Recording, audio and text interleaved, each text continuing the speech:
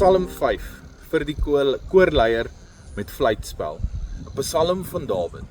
Luister tog na my woorde, Here, hoor hoe ek sug. Gee tog aandag aan my hulpgeroep, my koning en my God, want ek bid tot U. U luister na my stem in die môre, Here, in die môre terwyl ek voor U verskyn en op U wag.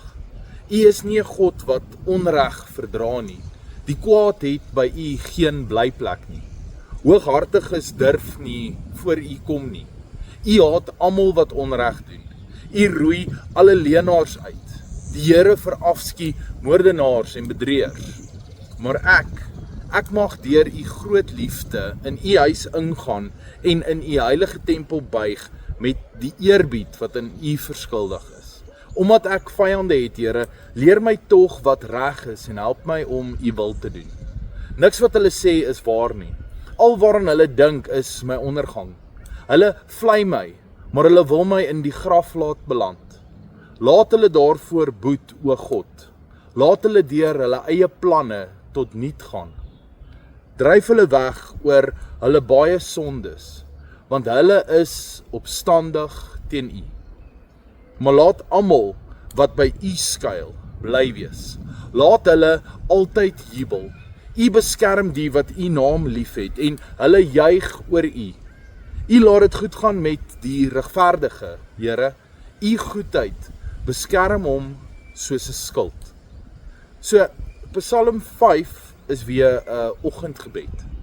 Dawid begin sy dag met 'n roep na die Here, maar toe ek hierdie Psalm lees, wat my regtig getref het, is die taal waarmee hy met God praat.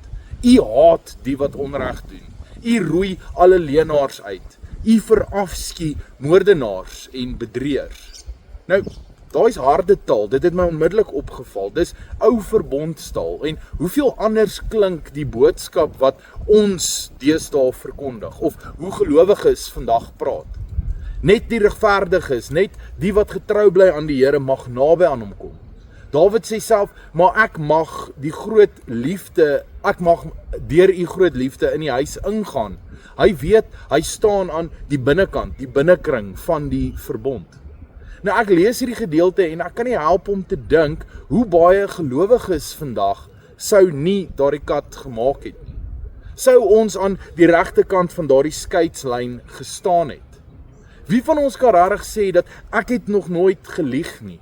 Ek het nog nooit onreg aan enigiemand anders gedoen nie. Psalm 5, toe ek hierdie nou lees, herinner my aan God se heiligheid en sy regverdigheid en dat dit geen kompromie maak met sonde nie. Maar genadiglik, toe kom Jesus en hy verander daai prentjie heeltemal. Johannes 3 vers 16 sê, God het die wêreld so lief gehad, nie goeie mense nie sy eie volk nie kerkmense nie, maar hy het die wêreld almal so lief gehad, sodat elkeen wat in hom glo nie verlore mag gaan nie, maar die ewige lewe kan hê. Waar Psalm 5 nog sê, God haat moordenaars en leenaars, sê die kruis, selfs die moordenaar langs Jesus kan vandag saam met hom in die paradys gaan.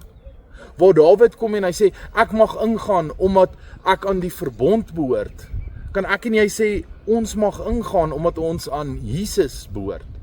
Die skeidsmuur van sonde en oordeel het hy self op hom geneem. En daarvoor, dink ek, moet ons elke dag dankbaar wees. Dankbaar dat ek, wat 'n sondaar is, toegang het tot God.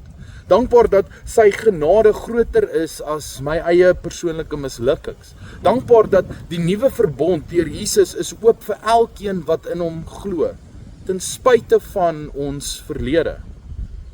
Psalm 5 herinner my aan die erns van sonde en die heiligheid van God. En in dieselfde asem kan ek sê, ek is dankbaar. So, en dis die boodskap wat ek vandag wil oordra, is wees dankbaar.